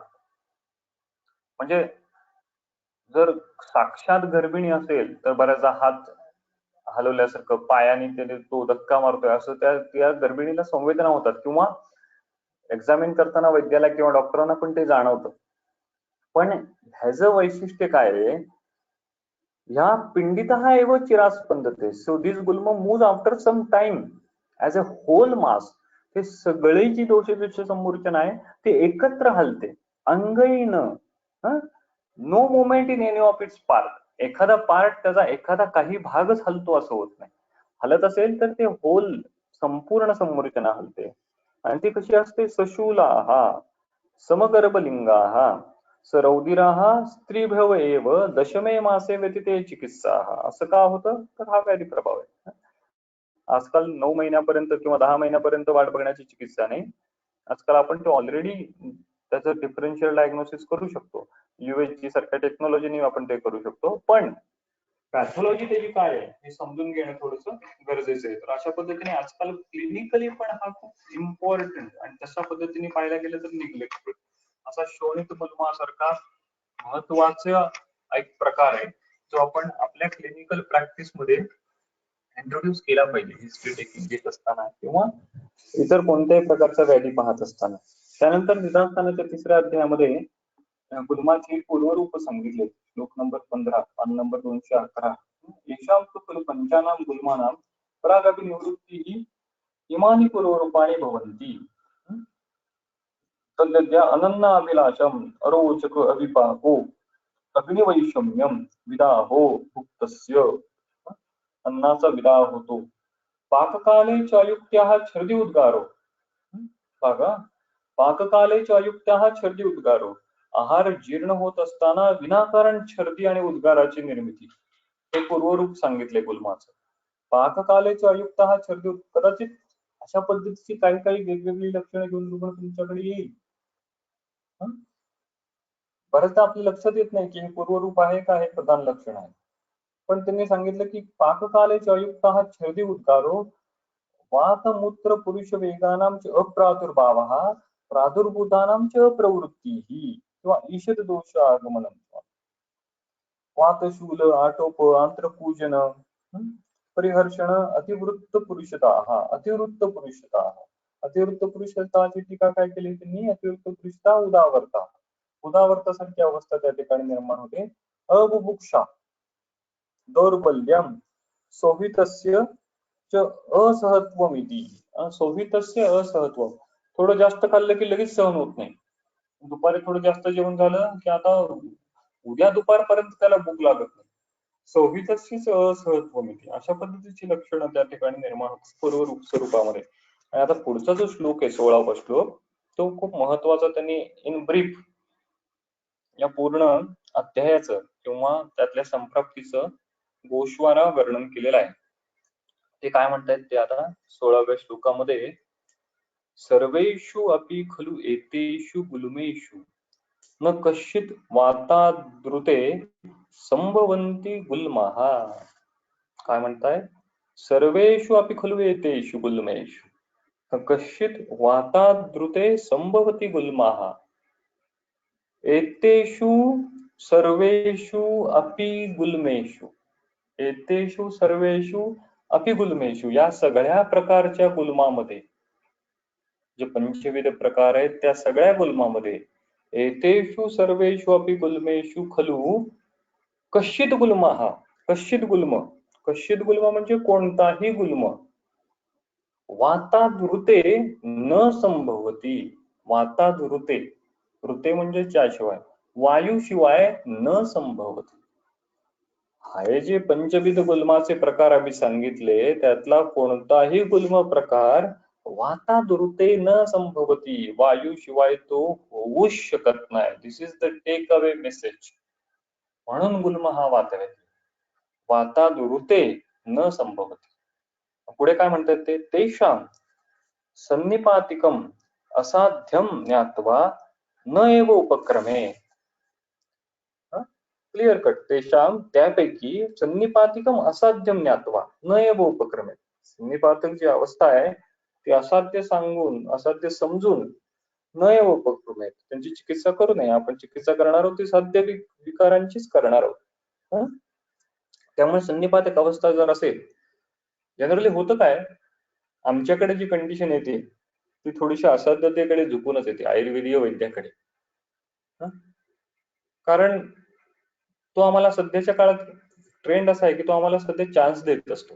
म्हणजे कसं, अहो डॉक्टर आम्ही इकडे जाऊन आलो, आम्ही तिकडे जाऊन आलो, मोठे मोठे दवाखाने पाहिले, आम्ही म्हणलो होतो का तुला इकडे तिकडे जा, नाही, तरी पण तू गेला, इकडे तिकडे जाऊन आले, आणि मग सगळ्यात शेवटी आता तुम्ही काय नाही, शेवटी आयुर्वेद करून पाहू, ह्या भावापोटी ते आपल्याकडे आलेले असतात. मग सगळे करून थकले, असा बऱ्याचदा भाव असतो. आणि अशा वेळी ती असाध्यता निर्माण झालेली असण्याची शक्यता जास्त असते.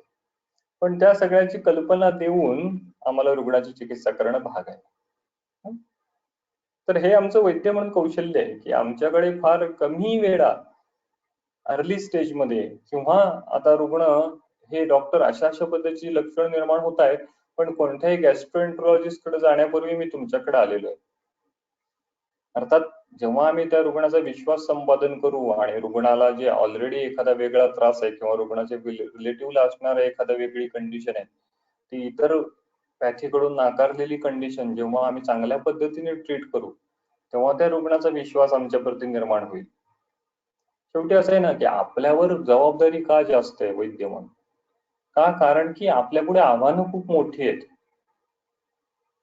आपल्याकडं रुग्ण किंवा इतर पॅथीनी, थोडक्यात बोलायचं झालं तर ओवाळून टाकलेले पेशंट आपल्याकडे येणार सुरुवातीच्या काळामध्ये. तुम्ही उद्या प्रॅक्टिसमध्ये बसणार तेव्हा पण तुमच्याकडे येणार हे पेशंट ओवाळून टाकलेलेच पेशंट येणार, जे कुठूनही बरं होत नाही ते आम्हाला बरे करून दाखवा, अशी कंडिशन. आमचं सायन्स म्हणतं सन्निपातकम असाध्यम ज्ञात्वा, न एव उपक्रम, त्यांची चिकित्सा करू नका. पण अशा सगळ्या गोष्टींची कल्पना देऊन रुग्णाला त्याचं क्वालिटी ऑफ लाईफ किंवा अग्निवृद्धीसाठी किंवा लाक्षणिक उपशम होण्यासाठी आम्हाला उपक्रम करायचा. मग त्यातनं जर थोडं थोडं यश आम्हाला मिळत गेलं, जर आमची शास्त्रावर निष्ठा असली आणि आम्ही करत गेलो प्रयत्न, तर मग रुग्ण नंतरच्या अवस्थेमध्ये साध्य अवस्थेत आमच्याकडे येऊ शकतो. तर त्यामुळे हे खूप मोठं टास्क आहे आमच्या खांद्यावर. त्यासाठी खूप मोठा अभ्यासाची बैठक आम्हाला असणे गरजेचे आहे. म्हणून अभ्यासाची बैठक हवी, म्हणून असे उपक्रम हवे, म्हणून सतत संहितांचं चिंतन हवं.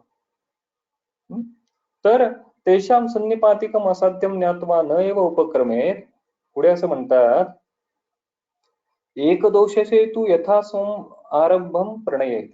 एक दोष जर असेल तर यथासोम आरंभम, त्या त्या दोषानुसार चिकित्सा करणं सुरू करावं.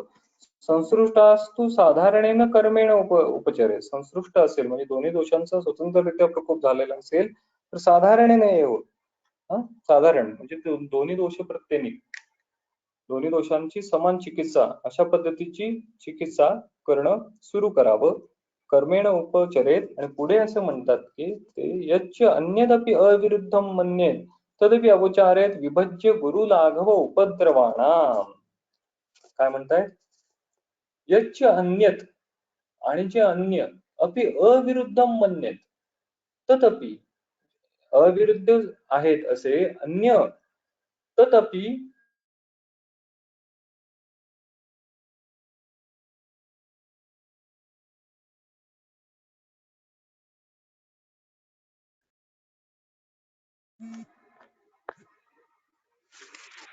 हॅलो, यच्च अन्यत अपि अविरुद्धम मन्येत तदपि उपद्रवाणां गुरुलाघवम विभज्य, उपद्रवांचे गुरु लाघव असे विभाग करून अवचारे, आणि त्याची ट्रीटमेंट करावी. म्हणजे जे उपद्रव आहेत त्यांचे तुम्ही गुरु उपद्रव आणि लघु उपद्रव असं डिफरन्शिएशन करा.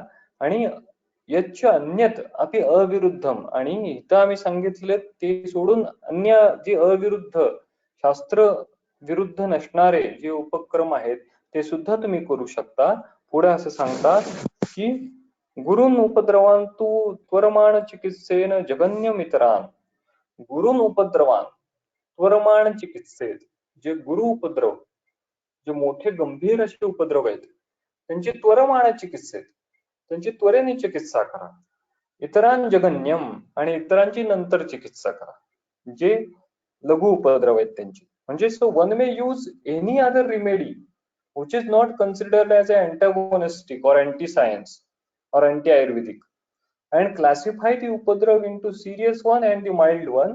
One should treat immediately the serious condition first, tvarman chikitset, and then undertake the treatment of mild one. Okay.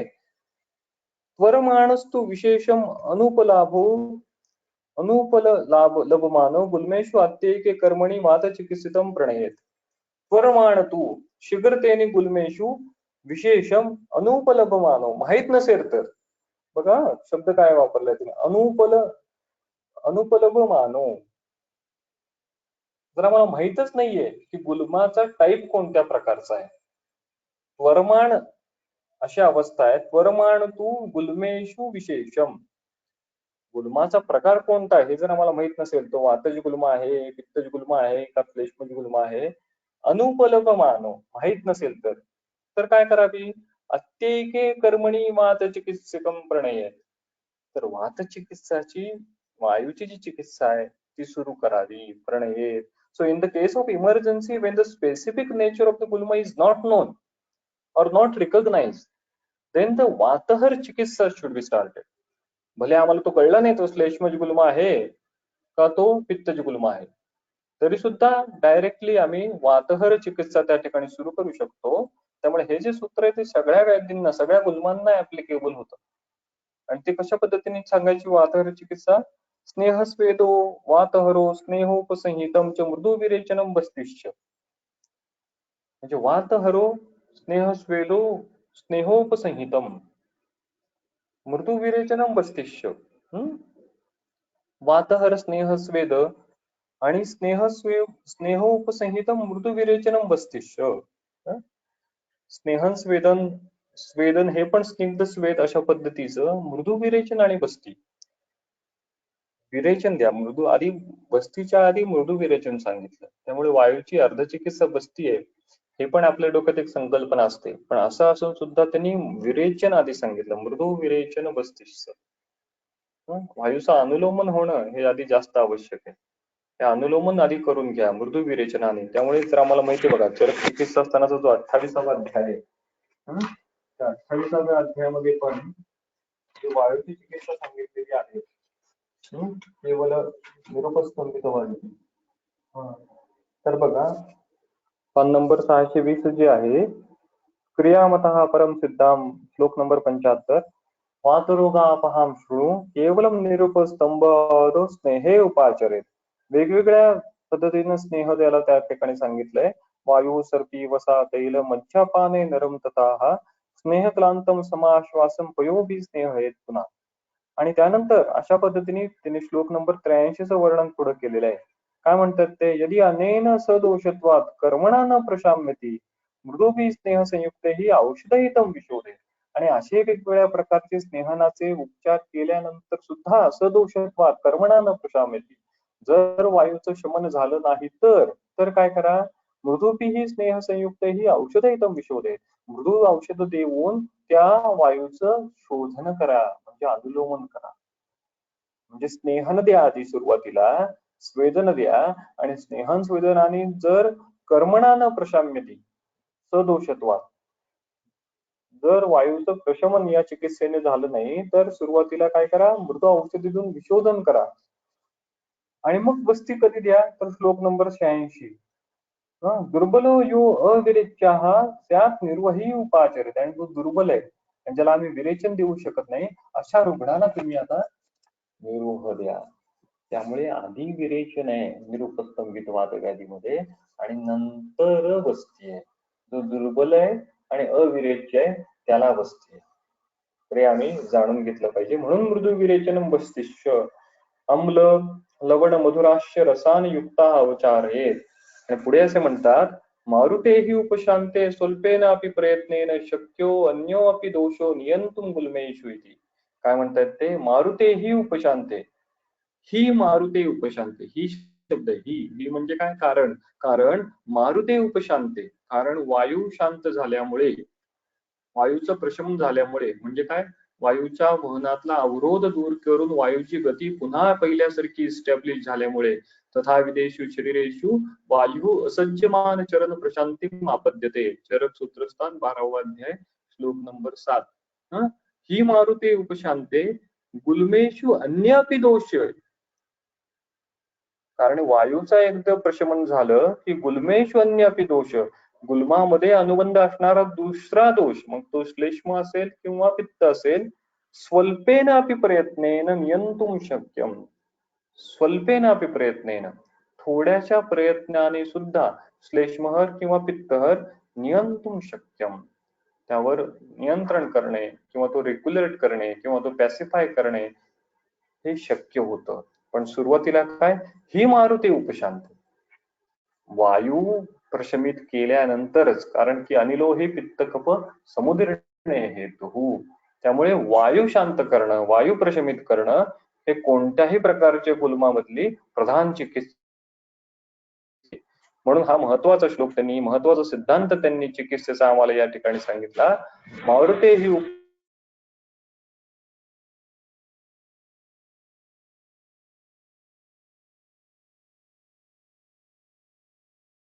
ही पुढे ते असं म्हणतात, भवती च अत्र गुल्मिनां सर्वोष विविध आचरितव्या मारुती ही अवजिते अन्य मुद्रिणम दोषमल्पमपि कर्मम निहत्या.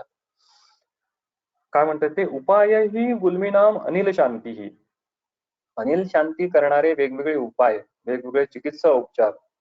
अनिल उपाय ही गुल्मिनाम अनिल शांती सर्वशः विधिवत आचरितव्या. सर्वशः म्हणजे संपूर्णपणे, विधिवत आचरितव्या.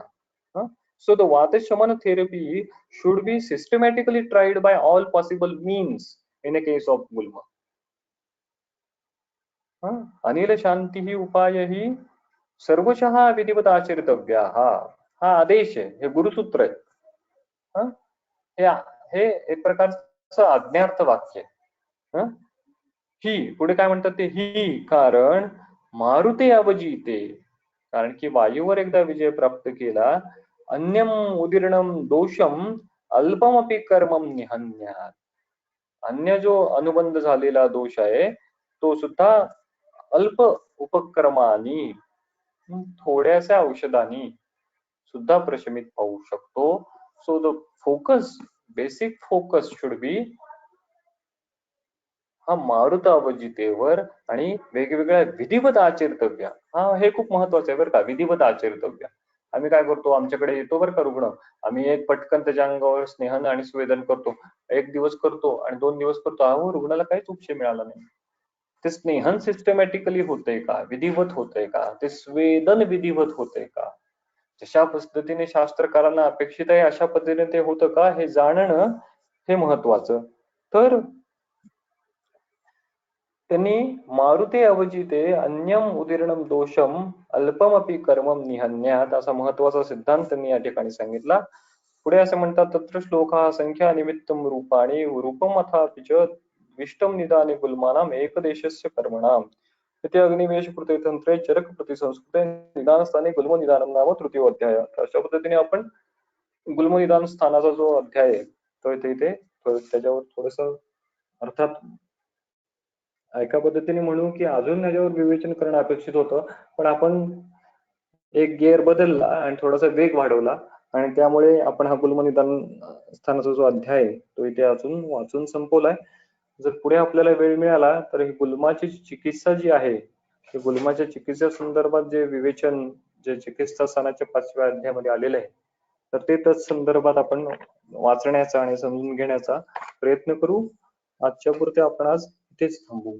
इति अलम व्याख्यान व्यापारः विरम्यते.